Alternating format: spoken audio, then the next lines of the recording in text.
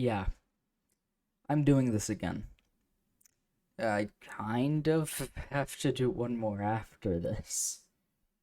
If you want more context, watch the first one. Um, but I have already done North America. I am now doing parts of Africa, and I still have to do Oceania after this. But hey, this should be better than the last one because it's got radioactive dragons, which are cool. All things considered, I could do worse.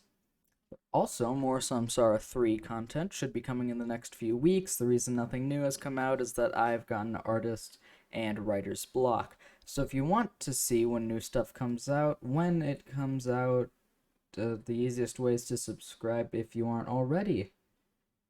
Now, believe me, it pains me to say that. I don't want to be one of those people that goes, oh, like and subscribe and to turn on notifications or you're bad, but it helps weirdly enough.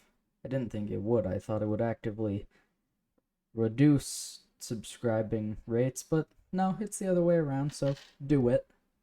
Um Starting off, something that ties me to my tabletop RPG playing self, I present the Hyena. It is common in the folklore of the Arabian Peninsula, the Levant, North Africa, and the Horn of Africa and the Near East, as well as some adjacent territories. Now, I don't know where most of those places are. I know where the Arabian Peninsula is, and I know where North Africa is, but I'll throw up that region up on screen right now. I am not that good with geography. Anyway, unlike werewolves and other therianthropes, which are usually portrayed as being originally human, some hyena lore tells of how they can also be hyenas disguised as humans, which honestly I don't get. Why would an animal want to be a human? Like, I don't want to be a human. uh, Once again, lots of this comes from the Wikipedia page, which will be linked in the description. In Ethiopia, they are also known as Buddha or Bauda. I'll throw the word up on screen, which I don't know how to pronounce it. I'm guessing Buddha. Also, oh, yep. I didn't read far enough into the script. It is literally just spelled Buda. It is Buddha, I assume. And it is said that blacksmiths, whose job is hereditary in that culture, usually, are really magic users with the ability to transform themselves into a hyena. They are also more contemporarily linked to the Ethiopian Jewish population by the Ethiopian Christian population. Getting away from the religious and derogatory aspects of it, where hyenas, also known as Buddha, or in some rare pop culture cases, gnolls, such as Dungeons and Dragons and Warhammer. I played the prior of the two. They are said to rob graves, eat corpses, and do generic terror-causing things. All the way up until the 19th century, the Greeks believed that if the body of a werewolf was not destroyed, it would rise again as a vampiric hyena and haunt battlefields. A medical report written in 14th century Persia details the cure to a creature known as the kaftar, which is described as a half-man, half-hyena, and has the habit of slaughtering children. While they may not be described as cannibalistic, murderous monsters, the topic of the hyena is no laughing matter. You see what I did there? Because hyenas laugh. I hate this. Next is a more recent and mysterious cryptid. The Niger fire spitter is a reptilian monster supposedly sighted in Niger in 1984. This is literally 1984. The story goes that it was discovered by uranium miners in the area before chasing them back to town and being shot by local army soldiers. Almost all of the information on the creature comes from an email by a man whose servant saw the monster, making the entire story hearsay.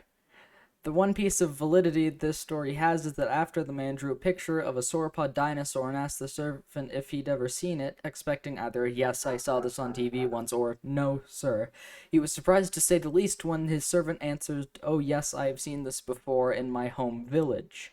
He later corrected himself by saying that while it did have a long neck and tail, the head was more like a crocodile.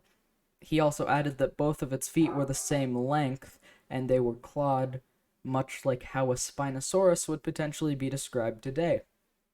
It is said to have rough sand-colored skin like an elephant. The reptilian creature supposedly attacked the uranium miners as the name would suggest, spitting fire on them. All information on the Niger fire spitter comes from an email sent in 2002. So, that says something about its plausibility. On the one hand, you have dragons, and on the other, dragon trees. The Madagascar tree, also known as the Yateveo, is a carnivorous tree from Madagascar, as the name would suggest. The first recorded sighting of the beast, or plant, is it a beast? Okay, I have the definition of beast up right here, and it has to be an animal, which the tree is not. In October of 1874, and the reported incident involves the tree capturing and eating a member of the Madagascan Makoto tribe. The article of the monster in the newspaper, the South Australian Register, had this to say: "The slender, delicate palpi, with the fury of starved serpents, quivered a moment over her head, then, as if instinct with demonic intelligence, fastened upon her sudden coils round and round her neck and arms. Then, while her awful screams and yet more awful laughter rose wildly to be instantly strangled down again into a gurgling moan, the tendrils, one after another, like great green serpents, with brutal energy and infernal rapidity, rose, retracted themselves, and wrapped her about in fold after fold, ever tightening with cruel swiftness and savage tenacity of anacondas fastening upon their prey." Like, damn. Damn, why can't modern news sources write like this?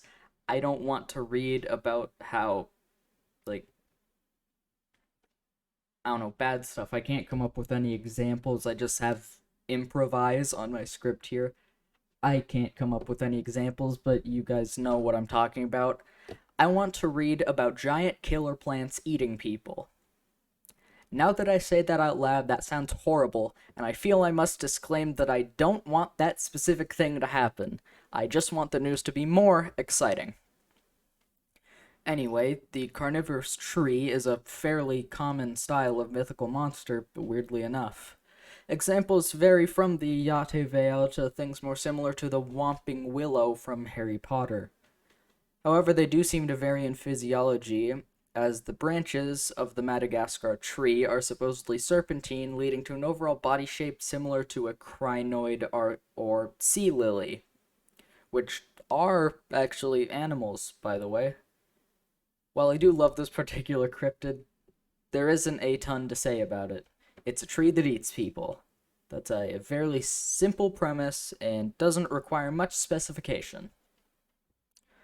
Unlike last time, I'm detailing 4 things rather than 3. Am I gonna do 5 things in the next video? No. For the last one, give it up for the Amela natuka, or Amela natuka. I'm name up on screen now. Not sure how to pronounce it. I'm not sure how to pronounce most of these things. I am just a white American. I am very bad at pronouncing things from different continents. It's an elephant-sized cryptid that lives in the Congo and possibly Cameroon.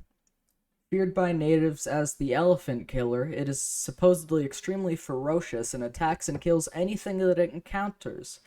It is said to be elephant-sized itself and is semi-aquatic, which doesn't make a whole lot of sense to me. A creature whose desired prey lives in forests and savannas, but it itself lives in the water. That seems like it would make food collection hard, but that's just my thoughts. It has a single horn on its face. The structure of its horn is debated among writers on the subject. The debate runs thus: if the horn is ivory, then it would be a tusk or tooth and not a horn at all. Some rhinoceroses do have tusks, especially the Asian one-horn kinds, yet these are not known to inhabit Africa. If the horn is made of bone, then the creature is a reptile, as many fossil reptile groups, such as the ceratopsians, had horns made of bone. Finally, the horn could be made of keratin, as are the horns of African rhinos. Is it a mammal? Is it a dinosaur? Is it completely different than those two groups? Who knows? Most people agree that it looks like some sort of ceratopsian dinosaur, such as Styracosaurus or the more famous Triceratops. With the overall body shape and horn works with that assumption, it also lacks the distinctive frill and ridges of the group. Whatever the hell this thing is, it's weird, and I like it. Today we talked about several things: cannibalistic blacksmiths, radioactive dragons, plants that eat people, and a monster that eats elephants but also lives in the water, which I still am having a hard time wrapping my head around. It was a fun time, I hope. I have to make one more video on this topic, but if people enjoy it, I might do more. Probably not. As of the time of recording this, basically everyone else who had to do a project like this in my one class, which if you didn't watch the first video, do that. I'm doing this for a school project. Basically everyone else has quit, so I technically don't have to finish this.